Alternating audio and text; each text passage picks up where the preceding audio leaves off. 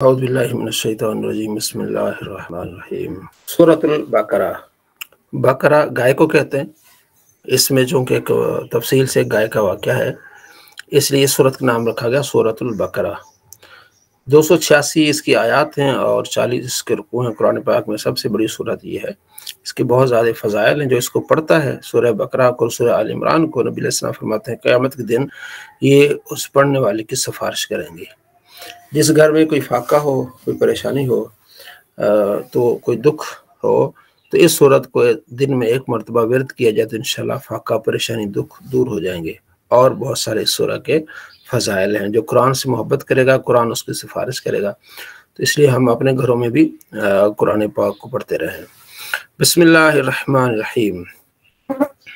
अल्लाह के नाम से शुरू जो निहायत मेहरबान रहमत वाला। अलिफ लाम मीम, ये हुरूफ मुक़त्तआत में से है। अलिफ लाम मीम मत करके हम इसको पढ़ेंगे। 14 है हुरूफ मुक़त्तआत कुरान पाक में। 29 सूरतों के शुरू में आए हैं। 14 हैं तो कहीं 2 आए हैं, कहीं 3 आए हैं, कहीं 4 हैं। अलिफ लाम मीम 2-3 मरतबा आए हैं, इसलिए 14 हैं। 29 सूरतों के शुरू में आए हैं। मुक़त्तआत यानी कि इनको तोड़ तोड़ के पढ़ा जाएगा। अलम नहीं पढ़ेंगे, पढ़ेंगे अलिफ लाम मीम। ठीक है।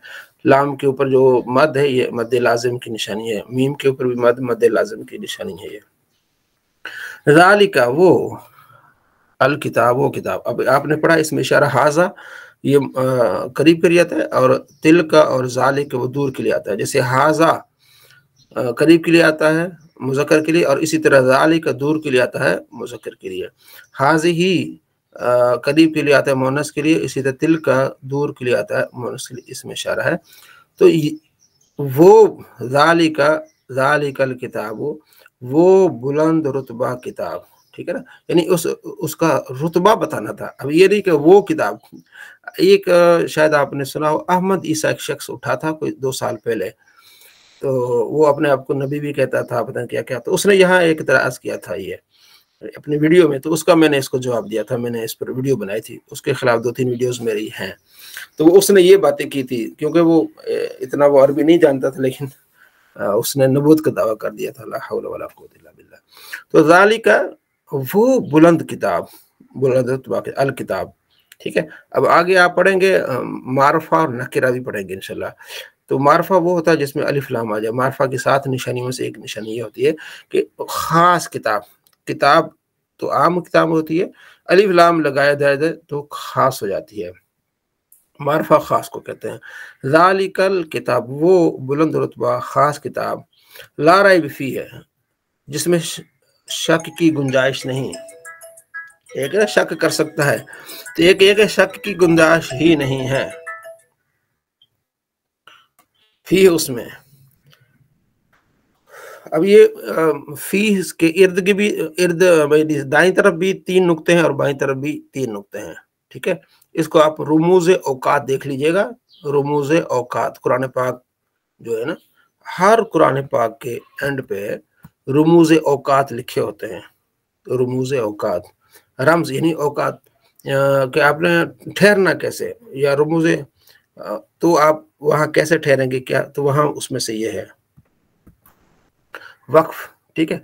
या पहले पर वक्फ करें, पहले 3 पर या बाद वाले 3 पर, यानी ला रैब फीह कहेंगे या कहेंगे ज़ालिकल किताब ला रैब फीह। फी से पहले सांस लें या बाद में सांस लें। हुदन लिल मुत्तकीन, ये हिदायत है परहेजगारों के लिए। अल मुत्तकीन, लिल मुत्तकीन ही मौसूफ है, फिर आगे उसका सिफत आएगी। कौन से परहेजगार हैं? अल्लज़ीन, वो लोग, युमिनून, जो ईमान लाते हैं, बिल गैब, गैब पर, व युकीमून अस्सलात, और कायम करते हैं अस्सलात, नमाज को, व मिम्मा, उनमें से हैं, रज़क़ना, जो हमने उनको रिज़्क़ दिया है, युनफ़िक़ून, खर्च करते हैं। रज़क़ू, रज़क़ना जमा मुतकल्लिम का सीगा। ये भी इंशाल्लाह सर्फ में आपके इल्म में आ जाएगा कि नमाज कायम करते हैं और हमारे दिए में से खर्च करते हैं। जो भी हम खर्च करते हैं अल्लाह की अता से करते हैं, अल्लाह के दिए हुए से खर्च करते हैं। जो अल्लाह की राह में देता है उसके माल में कमी नहीं होती। इसलिए हमारे जो दर्स के जामिया कादरिया रज़विया फैसलाबाद, यहाँ से मैंने पढ़ा है, पहले कराची भी कुछ अरसा पढ़ा, यहाँ भी। तो यहाँ के जो थे हमारे मोहतमिम, वो कहा करते थे کہ جس طرح صبح اٹھ کے واش روم جانا بہت عام ہوتا ہے، ایک طبی ضرورت ہے، اسی طرح ڈیلی تھوڑا بہت تھوڑا تھوڑا ضرور آپ صدقہ نکالا کریں، صدقہ، اور صدقہ بھی ایسا دیں جسے صدقہ جاریہ کہتے ہیں، وہ ذرا بہت اچھا ہو جاتا ہے، پیسے جمع کر کے ایسی جگہ لگائیں جو ہمیشہ آپ کو ثواب ملتا رہے۔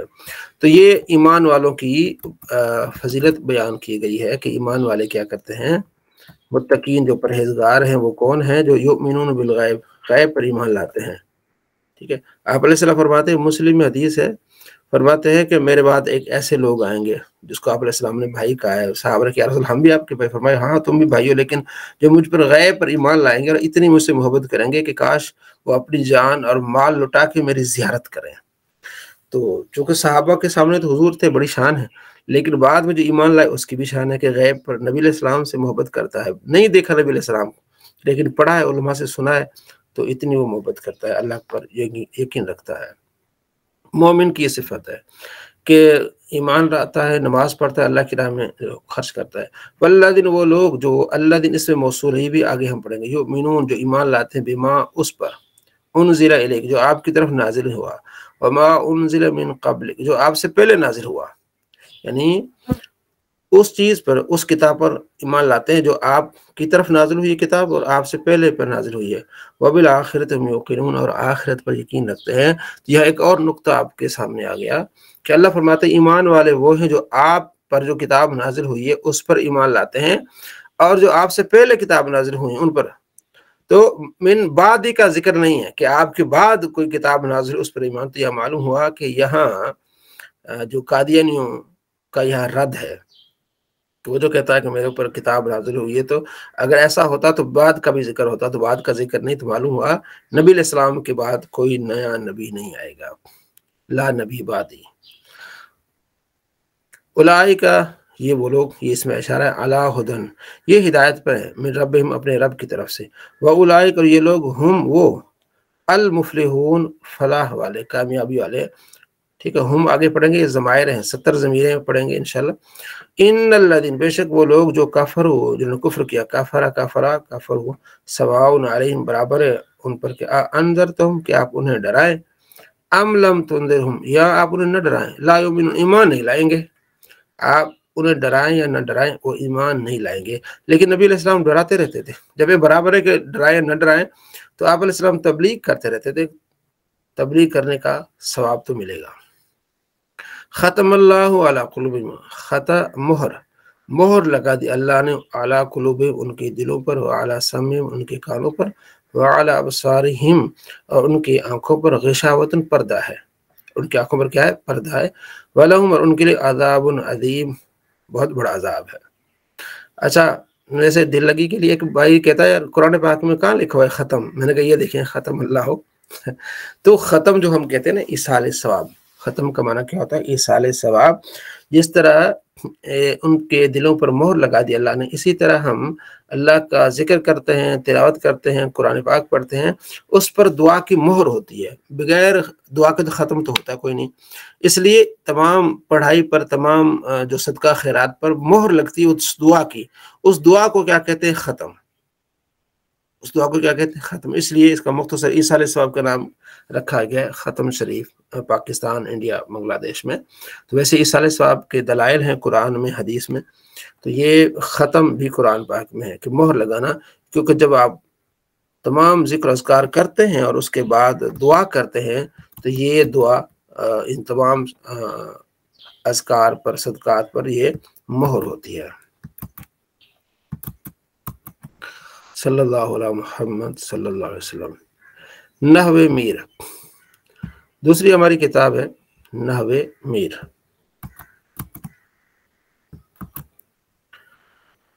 نحو میر کی تعریف، موضوع، غرض، واضح، وجہ تسمیہ آپ نے پڑھ لی تھی۔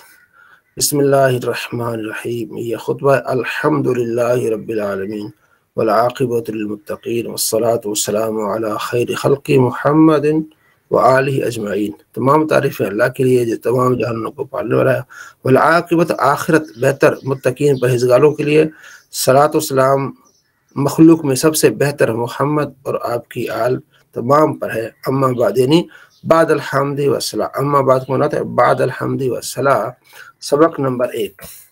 لفظ کی اقسام، جان لے، بچے کی کو محبت سے، پیار سے مصنف کہہ رہے ہیں جان لے میرے بچے اے طالب علم، ارشدک اللہ تعالی، اللہ تجھے ہدایت دے، اللہ تجھے سیدھے راستے پر رکھے، کہ کلام عرب میں استعمال ہونے والے لفظ کی دو قسم ہیں۔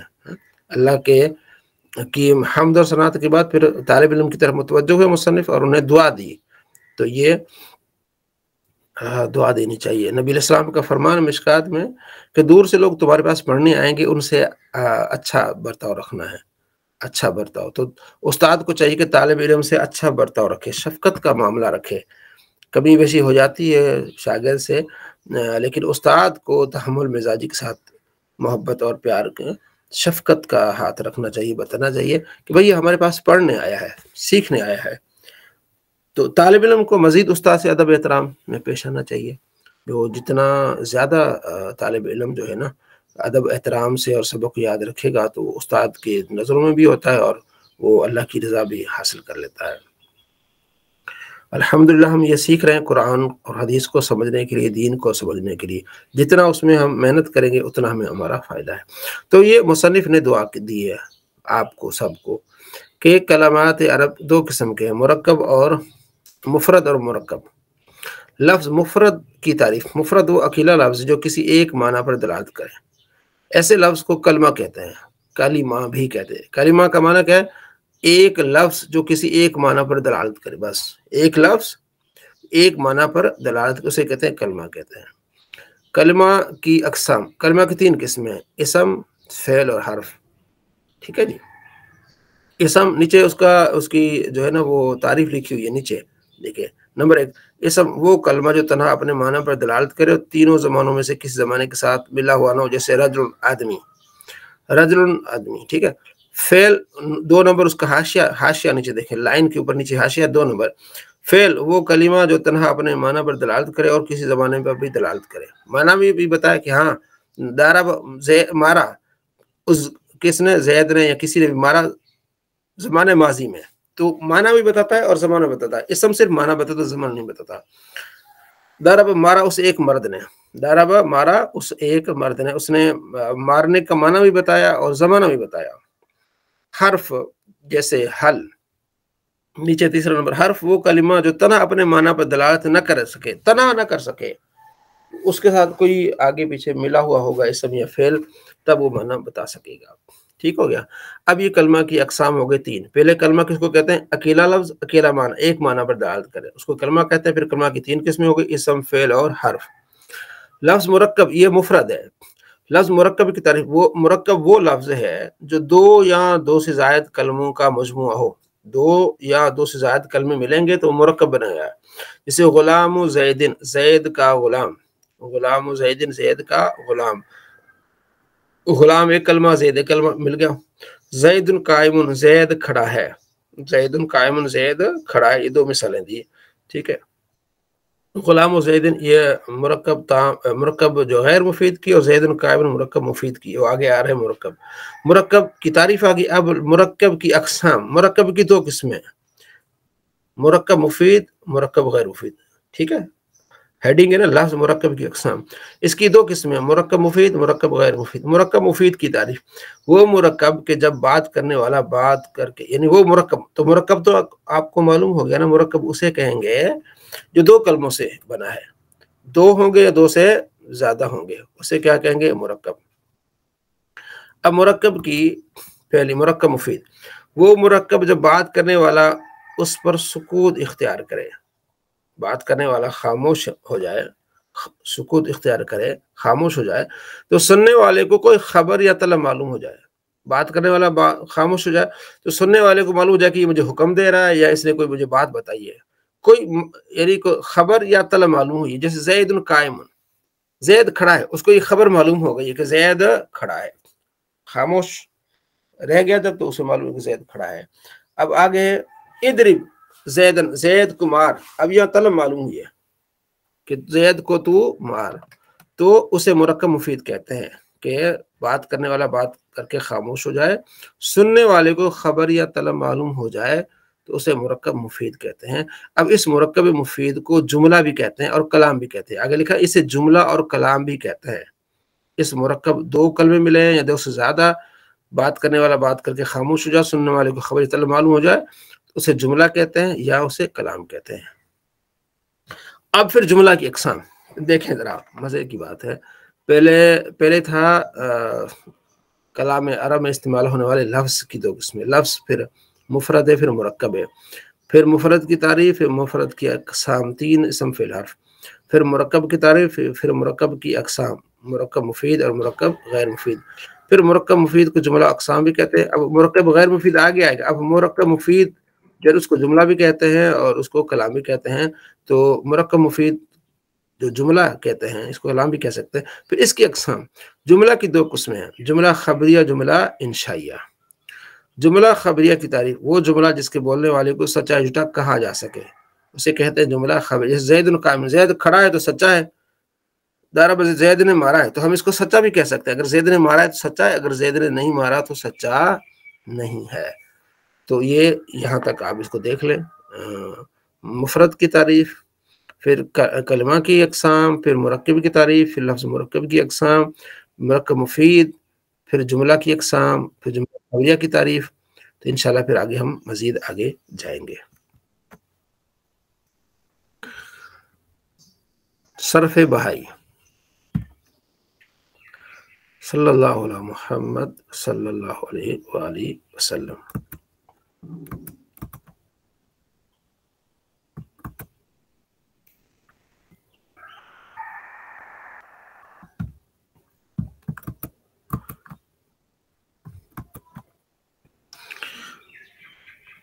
ہم نے اور یہ ہم نے پڑھ لیا تھا جی۔ ہم نے کیا پڑھا تھا؟ کل پڑھا تھا ہم نے کہ کلمات عرب، لغت عرب کی کلمات کی 3 قسمیں، اسم جیسے رجل، فعل جیسے ضرب، حرف جیسے، یہ ہم نے آج پڑھا۔ پھر اسم کی 3 قسمیں، ثلاثی، رباعی، خماسی، ٹھیک ہے۔ 3 حرف والے کو ثلاثی کہیں گے، 4 رباعی اور 5 والے کو خماسی کہیں گے۔ پھر فعل کی 2 قسمیں تھے، ثلاثی اور رباعی۔ 3 حرف والے فعل کو ثلاثی کہیں گے، 4 حرف والے فعل کو رباعی کہیں گے۔ پھر حرف کی 2 قسمیں تھی، حرف اصلی اور حرف زائد۔ فاعل لام کے مقابلے میں آ جائے تو حرف اصلی ہے، فاعل لام کے مقابلے میں آئے تو حرف زائد ہے۔ اب آگے ہم آج پڑھتے ہیں۔ یاد رکھ، یہ پیارے بھائی پیار محبت کر رہے طالب علم سے، رائٹر، مصنف، مؤلف، کہ حروف اصلیہ ثلاثی میں 3 ہوتے ہیں، جو اب پیچھے ہم بات ہوئی نا کہ حروف اصلی اور حروف زائد۔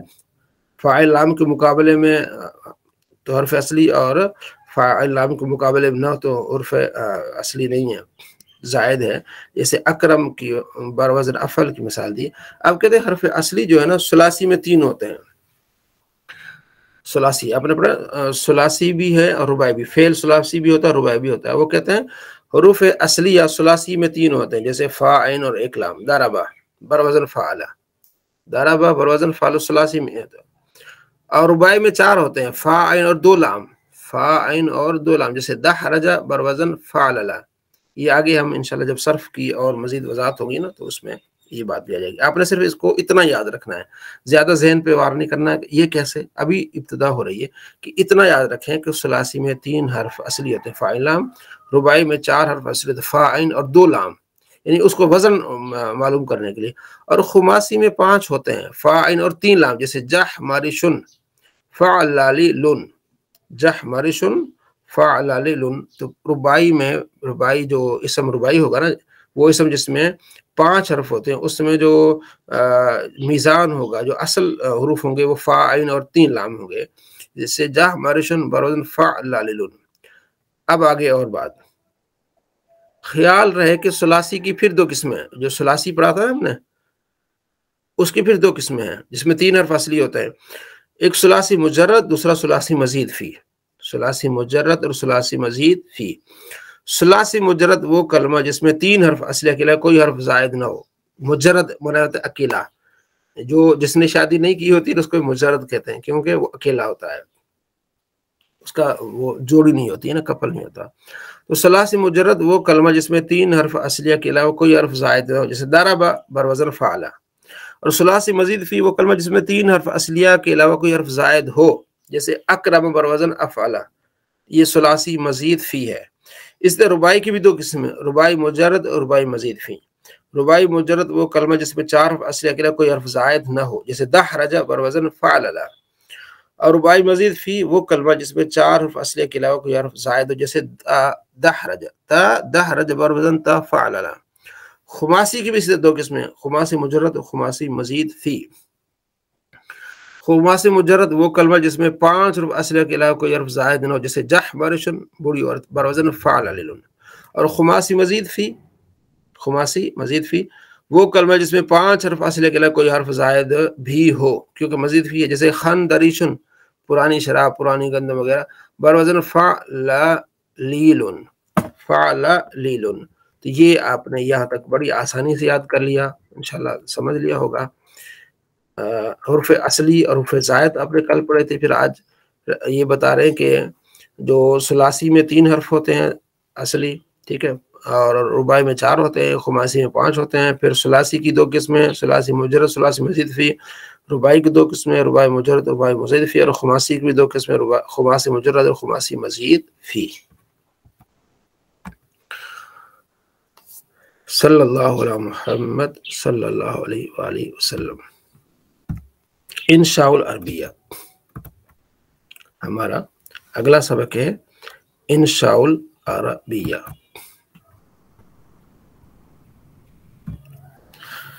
الدرس الاول ہی ہم نے پڑھ لیا تھا، اور کچھ دوستوں نے یہ اس کا اردو میں ترقی بھی سکھائی ہے، بتائی ہے.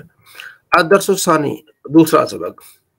صبورۃ تختہ سیاہ، حققن چاک، حسیرۃ چٹائی، اجازۃ امرود، مئذنۃ مینارہ، اطار فریم. ذالک وہ آ گیا سبق، ذالک الکتاب مذکر، تلک وہ مؤنث کے لیے ہے. ذالک حسیر وہ چٹائی ہے، تلک صبورۃ وہ تختہ سیاہ ہے. تو صبورۃ پر تا تھی نا، اس لیے تلک آ گیا. تو یہ میں نے عرض کی کہ علامت تانیث تا گول تا آ جائے تو اشارہ بھی مؤنث کا جاتا ہے، گول تا نہ ہو تو اشارہ مذکر ہوگا. تو یعنی مشار الیہ جس کی طرف اشارہ کیا ہے وہ مذکر ہے تو اشارہ بھی مذکر ہوگا، وہ مؤنث ہے تو اشارہ مؤنث کا ہوگا. ذالک اطار وہ فریم ہے. ھذا حققن یہ چاک ہے. ہادی میزنۃ یہ مینارہ ہے. ذالک کتاب وہ کتاب ہے. تلک اجازۃ وہ امرود ہے. اجازۃ مؤنث تھا نا، اسی تلک. ھذا قلم یہ قلم ہے. تلک دوات وہ کیا ہے، دوات ہے، یعنی سیاہی ہے. اسی طرح اس کو آپ نے ھذا کے ساتھ، اس کو اشارے کے ساتھ اس کا تمرین یعنی مشق کر کے آنی ہے. اردو سے عربی آپ نے کرنا ہے. تو آخر ٹائم ملا تو انشاءاللہ اس سے میں آپ کو پوچھوں گا بھی آپ سے، ٹھیک ہے نا. تو اردو سے عربی آپ نے لکھ کے اپنے گروپ میں بھیجنی بھی ہے اور یاد بھی رکھنی ہے، کل کسی سے بھی پوچھا جا سکتا ہے. قانون شریعت. صلی اللہ علیہ محمد صلی اللہ علیہ وآلہ وسلم.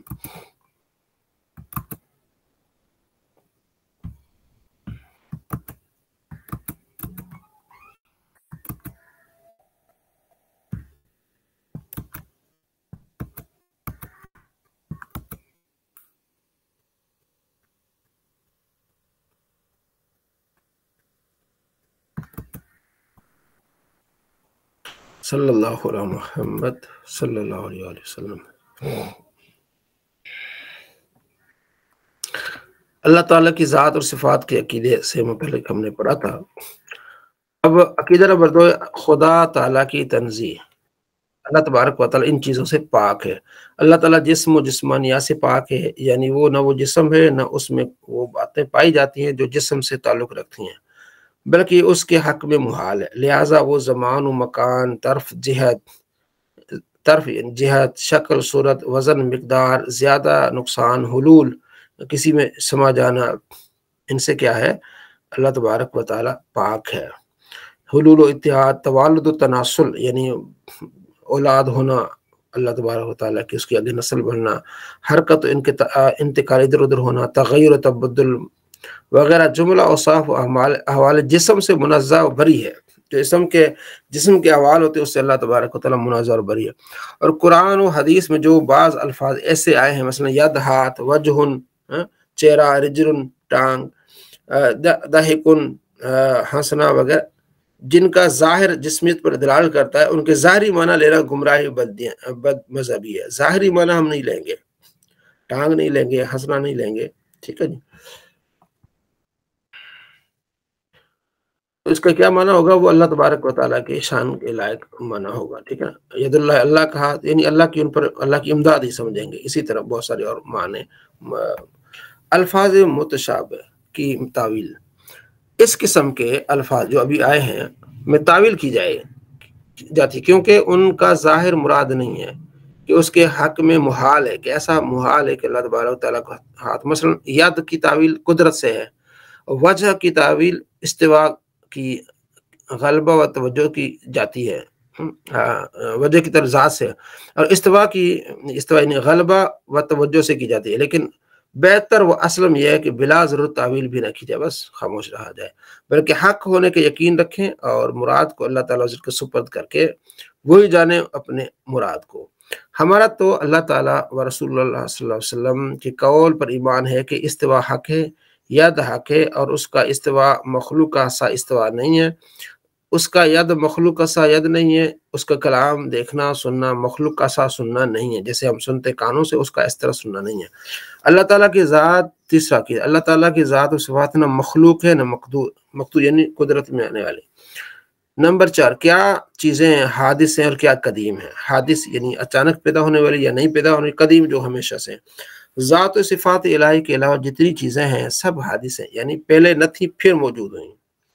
عقیدہ نمبر 5، صفات الہی کو مخلوق کہنا یا حادث بتانا گمراہی و بد دینی ہے۔ عقیدہ نمبر 6، جو شخص اللہ تعالیٰ کی ذات و صفات کے علاوہ کسی اور چیز کو قدیم مانے یا عالم کے حادث، عالم یعنی جہان کے حادث ہونے میں شک کرے، وہ کافر ہے۔ تو ظاہر جہان یہ حادث ہے، حادث نیا پیدا ہونے والا۔ جس طرح اللہ تعالیٰ عالم اور عالم کی ہر چیز کا خالق ہے، اسی طرح ہمارے اعمال و افعال بھی وہی خالق ہے۔ اللہ تعالیٰ کی خالقیت و وجوب خود کے معنی، اللہ تعالیٰ واجب الوجود ہے، واجب الوجود ہے یعنی اس کا وجود ضروری ہے، اور عدم محال ہے، نہ ہونا یہ ناممکن، محال یہ ناممکن ہے۔ اللہ تعالیٰ کا علم و ارادہ۔ عقیدہ نمبر 8، کوئی چیز اللہ تعالیٰ کے علم سے باہر نہیں، موجود ہو یا معدوم یعنی نہ بھی اس وقت موجود ہے، وہ اللہ کے علم ہے۔ ممکن ہو یا محال، ممکن ہو سکتا ہے، محال نہیں بھی ہو سکتا، وہ اللہ۔ کلی ہو یا جزئی یعنی اس کا بہت بڑا حصہ ہو یا چھوٹا اس کا حصہ ہو، سب کو ازل ہمیشہ سے میں جانتا تھا اور اب جانتا ہے، اور اب تک ہمیشہ آگے تک جانے گا۔ چیزیں بدلتی ہیں لیکن اس کا علم نہیں بدلتا، دلوں کے خطروں اور وسوسوں کی اس کو خبر ہے، اس کے علم کی کوئی انتہا نہیں۔ عقیدہ نمبر 9، اللہ تعالیٰ کی مشیت و ارادہ کے بغیر کچھ نہیں ہو سکتا، مگر اچھے پر خوش ہوتا ہے اور برے پر ناراض ہوتا ہے۔ جو اللہ کا مشیت ہوگی، ارادہ کو، اسی طرح خدا تعالیٰ کی قدرت۔ عقیدہ نمبر 10، اللہ تعالیٰ ہر ممکن پر قادر ہے، کوئی ممکن اس کی قدرت سے باہر نہیں، اور محال تحت قدرت نہیں۔ محال جو ناممکن ہے وہ آپ کی قدرت میں نہیں ہے۔ محال پر قدرت ماننا اولیت کا انکار کرنا، یعنی دوسرا خدا نہیں ہو سکتا، یہ محال ہے تو یہ قدرت میں بھی داخل نہیں ہے۔ عقیدہ نمبر 11، خیر و شر، کفر، ایمان، اطاعت، اسیان کہتے ہیں نافرمانی کو، اللہ تعالیٰ ہی کی تقدیر و تخلیق سے ہے۔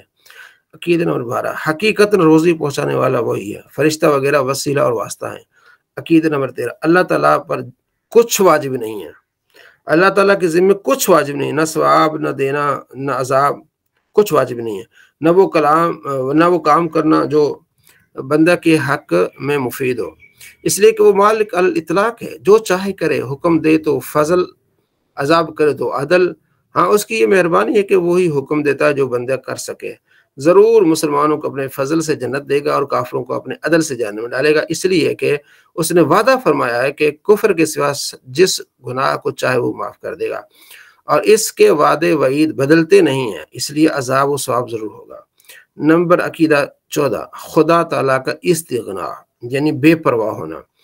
اللہ تعالیٰ عالم سے بے پرواہ، عالم یعنی جہان سے بے پرواہ ہے، اس کا کوئی نفع و نقصان نہیں پہنچتا، اس کو کسی قسم کا نہ کوئی پہنچا سکتا ہے۔ وہ جو کچھ کرتا ہے اس میں اس کا اپنا فائدہ یا غرض نہیں ہے۔ دنیا کو پیدا کرنے میں نہ کوئی اس کا فائدہ ہے، نہ پیدا کرنے میں کوئی اس کا نقصان ہے۔ نبی علیہ السلام فرماتے ہیں کہ پوری دنیا نیک آدمی جیسی ہو جائے، سب نیک ہو جائے، اللہ کو اس کا کوئی فائدہ نہیں۔ جو نیکی کرے گا اس کو اپنا فائدہ ہوگا۔ جو ہم پڑھ رہے ہیں ہمیں اپنا فائدہ ہے، ہم دین کی خدمت کر رہے ہیں، ہم آگے جا رہے ہیں، یہ ہمیں اپنا فائدہ ہے۔ اسے اللہ تبارک و تعالیٰ کو اس میں یہ ہم اپنے کے لیے کر رہے ہیں۔ اور اللہ کے نبی نے فرمایا اگر کوئی دنیا کا بدترین بد اخلاق شخص ہے، فاجر فاسق ہے، اسی طرح ساری دنیا ہو جائے تو اللہ تبارک و تعالیٰ کو اس سے کوئی فرق نہیں پڑتا، اللہ کی مخلوق میں کوئی فرق نہیں پڑتا۔ جو بھلا کرے گا اپنے لیے کرے گا، جو برا کرے گا وہ اپنے لیے کرے گا۔ صلی اللہ علیہ محمد صلی اللہ تعالیٰ علیہ وآلہ وسلم۔ اگلی ہماری کتاب ہے ریاض الصالحین، حدیث کی کتاب ہے ریاض الصالحین۔ صلی اللہ علیہ محمد صلی اللہ علیہ وآلہ وسلم۔ باب و حفظ سر، رازداری کی حفاظت کرنا بہت اہم چیز ہے۔ اگر آپ سے کوئی راز کی بات کرتا ہے تو کیا کرنا ہے؟ آپ نے اس کو راز رکھنا ہے، ٹھیک ہے۔ قال اللہ تعالیٰ، اللہ تبارک و تعالیٰ کا ارشاد ہے وَأَوْفُوا بِالْعَهْدِ، اور عہد پورا کرو، ان العہد کان مسئولا، بے شک عہد کے بارے میں سوال ہونا ہے۔ حضرت ابو سعید خدری رضی اللہ تعالیٰ سے روایت ہے کہ رسول اللہ صلی اللہ تعالیٰ علیہ وآلہ وسلم فرمایا قیامت کے دن اللہ تعالیٰ کے ہاں بدترین درجہ میں وہ شخص ہوگا جو عورت سے مباشرت کرے، یعنی رات کو حق ادا کرے اور وہ اس کے ساتھ ہم بستر ہو، پھر وہ اس کے راز کی تشہیر کرے، رات والی باتیں دن میں لوگوں کو بتائے، اللہ تعالیٰ کے ہاں بدترین شخص وہ ہوگا۔ اس لیے راز کو راز دینا ہی بہتر ہے۔ حضرت عبداللہ بن عمر رضی اللہ تعالیٰ عنہ سے روایت ہے کہ حضرت عمر بن خطاب رضی اللہ عنہ فرماتے ہیں میں نے اپنی صاحبزادی، حضرت عمر فرماتے ہیں کہ میں نے اپنی صاحبزادی حضرت حفصہ کے بیوہ ہو جانے پر حضرت عثمان غنی رضی اللہ تعالیٰ عنہ سے ملاقات کی اور حضرت حفصہ رضی اللہ عنہ کے معاملے کو ان پر پیش کیا کہ آپ چاہیں تو ان سے نکاح فرما لیں۔ تو انہوں نے فرمایا میں اپنے معاملے میں غور کروں گا۔ فرماتے ہیں میں چند دن منتظر رہا، پھر انہوں نے ملاقات کی اور کہا کہ میں نے سوچا ہے کہ ابھی مجھے نکاح نہیں کرنا چاہیے۔ حضرت عمر رضی اللہ عنہ فرماتے ہیں کہ پھر میں نے ابو بکر صدیق رضی اللہ عنہ سے ملاقات کی اور کہا اگر آپ چاہیں تو میں حضرت حفصہ بنت عمر کا آپ سے نکاح کر دوں۔ حضرت ابو بکر رضی اللہ عنہ خاموش رہے اور مجھے کچھ جواب نہ دیا، پس مجھے حضرت عثمان کی بنسبت ان کی بات سے زیادہ دکھ ہوا، حضرت ابو بکر کی بات زیادہ کہ بتایا نہیں انہوں نے۔ ابھی چند دن گزرے تھے کہ رسول اللہ صلی اللہ تعالیٰ علیہ وآلہ وسلم نے پیام نکاح بھیجا تو میں نے انہیں آپ کے عقد میں دے دیا، یعنی حضرت حفصہ کو۔ پھر حضرت ابو بکر رضی اللہ تعالیٰ سے ملاقات ہوئی تو انہوں نے فرمایا، حضرت ابو بکر نے، کہ شاید آپ کو مجھ پر غصہ آیا ہو جب آپ نے مجھ پر حضرت حفصہ کو پیش کیا اور میں نے کوئی جواب نہ دیا۔ تو حضرت عمر فرماتے ہیں میں نے کہا ہاں۔ حضرت ابو بکر نے فرمایا مجھے آپ کی بات قبول کرنے سے کوئی چیز مانے نہ تھی، بات یہ تھی کہ مجھے معلوم تھا کہ رسول اللہ صلی اللہ تعالیٰ علیہ وآلہ وسلم نے حضرت حفصہ کا ذکر فرمایا تھا اور میں رسول اللہ صلی اللہ تعالیٰ علیہ وآلہ وسلم کا راز افشاں کرنا نہیں چاہتا تھا، کہ آپ علیہ السلام نے اس طرح سے ذکر فرمایا تھا کہ آپ مائل ہیں، آپ نکاح کرنا چاہتے ہیں، اس راز کو میں افشاں نہیں کرنا چاہتا تھا، اور اگر رسول اللہ صلی اللہ تعالیٰ علیہ وسلم یہ ارادہ ترک فرما دیتے تو میں حضرت حفصہ کو عقد نکاح میں قبول کر لیتا۔ تو یہ واقعہ کس بات کی دلیل ہے کہ کوئی راز کی بات ہو تو اس کو راز رہنا چاہیے، اور بالخصوص ہمارے معاشرے میں ایسا نہیں ہوتا، جب دو دوست آپس میں ہوتے ہیں تو راز کی باتیں کرتے ہیں، ٹھیک ہے، جب وہ لڑ پڑتے ہیں تو بڑی بے مروت دکھاتے ہیں، وہ پھر راز افشاں کرتے ہیں، نہیں، اچھی بات نہیں ہے۔ دوست وہ ہے نا کہ جب آپ اس سے ملے ہیں راز کی بات ہوئی، جب بچھڑے ہیں تو ایسا پختہ ہو جائے کہ یار وہ کہے گا یار باقی یہ کہتے ہیں نا یہ انسان ہے کہ یار اس نے میرے راز نہیں لوگوں کو بتائے، یہ اصل میں واقعی بھی اس کا اچھا کردار ہے۔ تو ایسا کردار ہو کہ پہلے بھی راز نہ کسی کو بتائے اور بعد میں لڑائی کی بات تو بالکل ہی نہ بتائے نا، یہ پھر ہلکا پن ہوگا، یہ انسانیت نہیں ہوگی۔ تو یہ بہت اچھی بات ہے۔ اسی طرح کسی کی آڈیو لیک کرنا، کسی کی ویڈیو لیک کرنا، کسی کے میسیج کسی کو پہنچانا، یہ اچھی باتیں نہیں ہیں، یہ ہمیں دین سکھاتا ہے، اسلام سکھاتا ہے۔ حضرت عائشہ رضی اللہ تعالیٰ فرماتی ہیں کہ نبی کریم صلی اللہ تعالیٰ علیہ وآلہ وسلم ازواج مطہرات آپ کے پاس بیٹھی ہوئی تھیں، ان میں سے کوئی ایک بھی غیر حاضر نہیں تھی کہ حضرت فاطمہ الزہرا رضی اللہ تعالیٰ ٹہلتی ہوئی تشریف لائی۔ یہ دوسرا واقعہ اسی پر، راز افشا پر۔ ان کی چال رسول اللہ صلی اللہ تعالیٰ علیہ وآلہ وسلم کی رفتار سے مشابہ تھی۔ انہیں دیکھتے ہی آپ صلی اللہ علیہ وسلم نے خوش آمدید کہتے ہوئے فرمایا، میری بیٹی کا آنا مبارک ہو۔ پھر اپنی دائنی یا بائیں جانب بٹھایا، کچھ سرگوشی فرمائی تو آپ نہایت شدت سے رونے لگی حضرت فاطمہ۔ آپ نے ان کی بےقراری ملاحظہ فرما کر دوبارہ سرگوشی فرمائی تو وہ مسکرا پڑیں۔ حضرت عائشہ فرماتی ہیں کہ میں نے ان سے پوچھا کہ رسول اللہ صلی اللہ علیہ وسلم نے ازواج مطہرات کو چھوڑ کر آپ کو پوشیدہ بات کے لیے مختص فرمایا، پھر آپ رو پڑی۔ رسول اللہ صلی اللہ علیہ وسلم کے تشریف لے جانے کے بعد میں نے پوچھا کہ رسول اللہ صلی اللہ علیہ وسلم نے آپ سے کیا فرمایا تھا، تو انہوں نے کہا، یعنی یہ پہلے بات پوچھی اس وقت حضرت فاطمہ نے نہیں بتایا، پھر دوبارہ پوچھا جب آپ نے دنیا سے تشریف لے گئے۔ دوسری بات میں آتا ہے کہ آپ کہتے ہیں کہ میں تمہاری ماں کی جگہ ہوں، تو مجھے بتاؤ کیا بات تھی۔ تو انہوں نے فرمایا کہ میں نے رسول اللہ صلی اللہ علیہ وسلم کے راز کو افشا نہیں کروں گی۔ جب رسول اللہ کا وصال ہوا تو میں نے کہا کہ میں آپ کو اپنے حق کی قسم دے کر پوچھتی ہوں جو آپ کے ذمہ ہے کہ آپ صلی اللہ علیہ وسلم کی بات مجھے ضرور بتائیں۔ تو انہوں نے فرمایا، اب میں آپ کو بتاتی ہوں۔ آپ نے پہلی مرتبہ سرگوشی سے فرمایا تو بتایا کہ حضرت جبرائیل علیہ السلام ہر سال ایک بار یا دو بار میرے ساتھ قرآن پاک کا دور کرتے تھے۔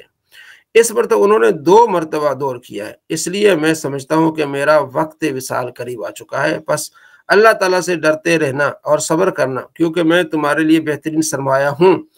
آپ فرماتی ہیں بس میں رو پڑی جیسے آپ نے دیکھا۔ پھر میری بے قراری دیکھ کر آپ نے فرمایا، دوبارہ سرگوشی فرمائی اور فرمایا، اے فاطمہ، کیا تم مومن عورتوں یا اس امت کی عورتوں کے سردار ہونے پر راضی نہیں ہو؟ فرماتی یہ سن کر مسکرا پڑی جیسا کہ آپ نے ملاحظہ فرمایا۔ اور ایک روایت میں آپ نے فرمایا کہ سب سے پہلے تم مجھے ملو گی، میرے گھر والوں میں سے سب سے پہلے تم مجھے ملو گی، یعنی تمہارا وصال ہوگا۔ تو میں مسکرا پڑی۔ تو یہ بھی ایک راز کو افشا نہ کرنے کا ایک واقعہ ہے۔ اگلی حدیث ہے اسی پر، حضرت ثابت رضی اللہ عنہ سے روایت ہے کہ حضرت انس رضی اللہ عنہ فرماتے ہیں کہ رسول اللہ صلی اللہ علیہ وسلم میرے پاس تشریف لائے، میں بچوں کے ساتھ کھیل رہا تھا، آپ نے ہمیں سلام کیا، پھر مجھے کسی کام کے لیے بھیج دیا، چنانچہ مجھے والدہ ماجدہ کے پاس پہنچنے میں دیر ہو گئی۔ میں حاضر ہوا تو والدہ نے پوچھا، کیا بات رکاوٹ بنی ہے؟ سوالی نشان۔ میں نے عرض کیا، رسول اللہ صلی اللہ علیہ وسلم نے مجھے کسی کام کے غرض سے بھیجا تھا۔ پوچھا کیا کام تھا؟ میں نے عرض کیا، یہ ایک راز ہے۔ فرمایا، رسول اللہ کا راز کو کسی کو نہ بتانا، والدہ نے کہا۔ حضرت انس فرماتے ہیں، اللہ کی قسم، اے ثابت بنانی آپ کے شاگرد، اے ثابت، اگر میں یہ راز کسی کو بتاتا تو تمہیں بتاتا۔ کتنی بڑی اہم بات ہے۔ تو ہمیں دین یہ سکھاتا ہے کہ ہم کسی کے راز کو افشا نہ کریں۔ صلی اللہ علیہ محمد صلی اللہ علیہ وآلہ وسلم۔